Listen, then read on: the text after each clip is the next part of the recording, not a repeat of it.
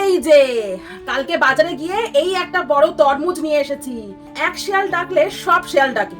তো আমার এই তরমুজ কেনাটা ঠিক সেই রকমই।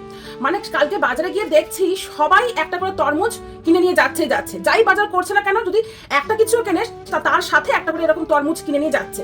তো আমি ভাবছি যে সবাই তরমুজ কিনছে কেন, তরমুজের সেকশনটায় যাই দেখি।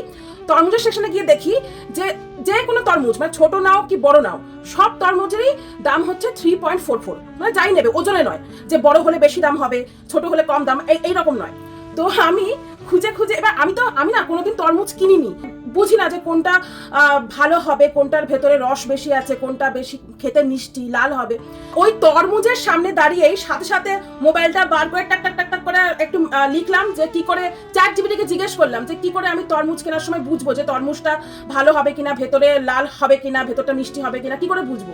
তো ওর সঙ্গে সঙ্গে লিখে দিল যে তরমুজ কেনার সময় দেখবে যে যেন ফাঁপা হয়, জিনিসটা যেন ফাঁপা হয়। আমি দেখলাম এরকম ধরে বেশ ফাঁপা আছে।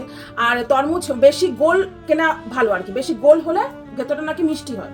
আর বলেছিল যে এরকম একটু একটু হলুদ ভাব যদি থাকে তরমুজের মধ্যে, এই যে যেমন হলুদ ভাব আছে এরকম যদি থাকে তাহলে নাকি তরমুজটা পাকা হয়, মিষ্টি হয়। আর যদি ফাঁপা হয়, তরমুজটা যদি এরকম ঢাকের মতন আওয়াজ হয়, ভেতরটা ফাঁপা হয়, তাহলে নাকি ভেতরটা রসালো হয়। তো এত কিছু দিয়ে দিল। তো আমি সবগুলো ধরে ধরে এরকম করে দেখছি ফাঁপা কিনা, পেছনটা এরকম হলুদ আছে কিনা। তো সবগুলোর মধ্যে এইটা দেখলাম একটু বড়ও আছে, আর সবার তো একই দাম সবগুলোর, $3.44।